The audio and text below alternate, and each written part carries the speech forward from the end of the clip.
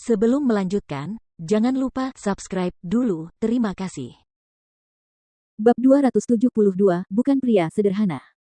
Jordan telah bersembunyi di dalam villa dan telah menunggu lama sekali. Setelah menendang pintu hingga terbuka, Jordan segera menyalakan lampu kamar tidur. Lampu itu memperlihatkan dengan jelas sosok pria itu. Berbeda dengan apa yang dikatakan Hailey, dia bukanlah pria yang berpenampilan biasa-biasa saja, melainkan pria yang sangat tampan dan memiliki pesona feminin. Dia juga memiliki rambut panjang dan bukan potongan rambut cepak. Tentu saja, mungkin saja tahun lalu ia memotong rambutnya dengan gaya buskat, dan tahun ini ia hanya memanjangkan rambutnya. Jordan merasa lelaki itu tampak agak familiar sejenak, tetapi dia benar-benar belum pernah bertemu dengannya sebelumnya. Orang ini juga tidak mungkin menjadi musuh Jordan. Yordania. Ketika lelaki itu melihat Jordan, jelas ia terkejut dan bimbang dengan kemunculan Jordan yang tiba-tiba, maka ia pun segera turun dari tempat tidur. Jordan menatap pria itu dengan tatapan dingin dan berseru dengan kejam, "Pang, hari ini adalah hari kematianmu." Pemuda itu kira-kira seusia dengan Jordan, dan Jordan dapat langsung tahu bahwa dia adalah pewaris generasi kedua yang kaya raya. Karena dia telah memprovokasi Jordan, tidak ada alasan bagi Jordan untuk membiarkannya pergi. Namun, pemuda itu tidak khawatir, dan dia berseru sambil tersenyum, "Haha, aku tidak tertarik lagi pada Hailey Camden, selamat tinggal." Setelah berkata demikian, pemuda itu berupaya mengulurkan tangan untuk menggendong putra Jordan dan Hailey. "Kamu pasti ingin mati." Jordan segera melepas jam tangan di pergelangan tangan kirinya dan melesat ke arah laki-laki itu dengan suara mendesing. Jika pria ini langsung melompat ke jendela dan pergi pada detik pertama setelah melihat Jordan, dia masih mempunyai kesempatan untuk melarikan diri karena dia dapat dengan cepat naik ke lantai 3. Namun, pria ini begitu sombong hingga ia ingin menggendong bayi itu tepat di depan Jordan. Ia benar-benar melebih-lebihkan dirinya sendiri. "Kamu bahkan tidak bisa meninggalkan dirimu sendiri, dan kamu masih ingin membawa bayi itu bersamamu." Namun, betapa terkejutnya Jordan, saat arloji itu terbang dan hendak menyentuh wajah pria itu dengan cepat mengulurkan tangannya dan menangkisnya. "Apa?" Jordan terkejut melihat seberapa cepat pria itu bereaksi.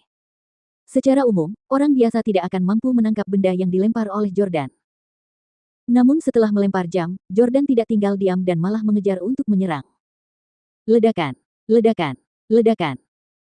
Pria itu menerima 2 pukulan dan 1 tendangan dari Jordan, yang serangannya begitu cepat hingga pria itu tidak dapat lagi menggendong bayi itu. Brengsek. Pria itu sangat marah. Namun, Jordan lebih terkejut lagi dengan toleransi pria tersebut karena ia tidak terjatuh oleh pukulan dan tendangan yang dilayangkannya. Jordan hampir tertipu oleh penampilan pria itu yang agak feminin.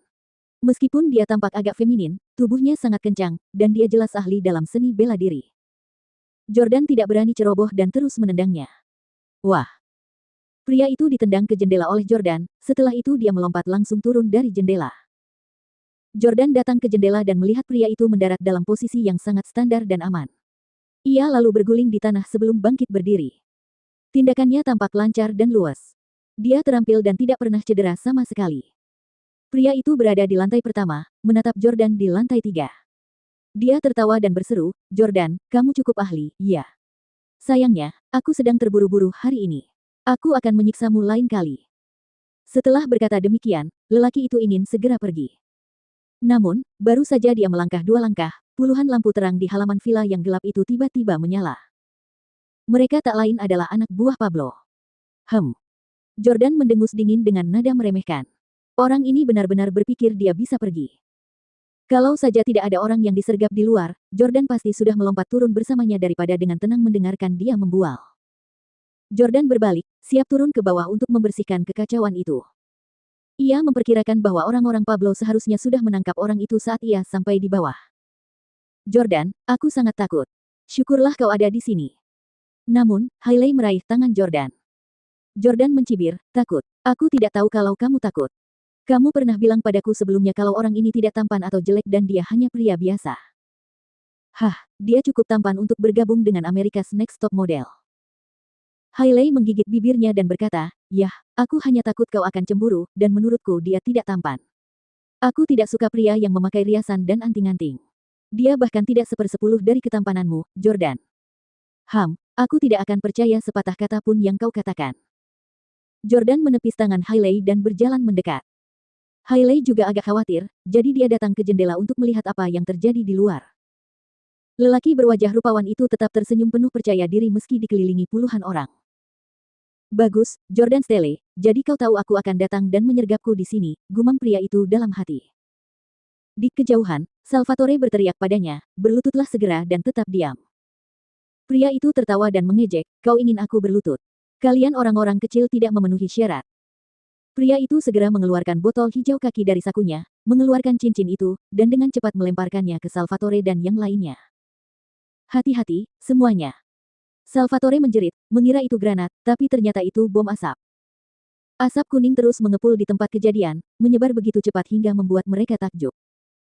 Saat Jordan turun, bawahannya semua berantakan dan batuk-batuk terus-menerus. Pablo berhasil keluar dari asap dan secara tidak sengaja menabrak Jordan. Maafkan saya, Tuan Jordan. Jordan bertanya, di mana dia? Pablo berkata, bajingan itu baru saja melepaskan bom asap, dan dia seharusnya sudah melarikan diri sekarang. Tapi jangan khawatir, semua bawahan kita ada di luar villa. Dia tidak akan bisa melarikan diri. Oke. Jordan telah lama membentangkan jaringnya. Ia hanya tidak menyangka bahwa jaring itu akan digunakan. Dia pikir dia akan menghadapinya di kamar tidur. Pablo mengingatkan, orang ini membawa bom asap, dan mungkin ada senjata lain padanya. Identitas anak ini tidak sederhana. Jordan berkata, keahliannya juga tidak biasa. Dia seharusnya menghabiskan waktu di ketentaraan. Perintahkan orang-orang di luar untuk memblokir kedua ujung jalan di luar villa. Ya. Pada saat ini, pria itu berhasil menyelinap keluar dari villa dengan ekspresi gembira di wajahnya. Hah, Jordan Stele, kau ingin menangkapku. Tuhan tahu di mana kau berada saat aku bermain petak umpet dengan macan tutul di padang pasir. Beraninya kau memanggilku berandal. Bajingan, aku akan memberimu pelajaran yang berat lain kali. Mengatakan bahwa lelaki itu melihat sebuah mobil lewat, ia segera mengulurkan tangannya untuk menghentikannya. Setelah mobil berhenti, pria itu menyeret pengemudi keluar. Hei, apa yang kau lakukan? Kau mau kemana? Aku bisa mengantarmu ke sana, kata pengemudi itu. Pria tampan itu memiliki kekuatan yang luar biasa, dan ia langsung melemparkan pengemudi itu ke pinggir jalan. Kamu tidak perlu menyetir. Cari mobilmu dalam 20 menit. Pria itu mengendarai mobilnya dan segera meninggalkan tempat kejadian perkara. Dia menyadari jalan di depannya telah diblokir oleh deretan mobil setelah mengemudi kurang dari 1 menit. Sialan. Bahkan jalannya pun diblokir. Jordan Stele, beraninya kau. Pria itu segera berbalik dan ingin menyeberang dari ujung yang lain. Namun, pada saat ini, lebih dari selusin mobil datang ke arah pria itu secara bersamaan, mengepung mobilnya. Sekarang, tidak ada cara baginya untuk melarikan diri.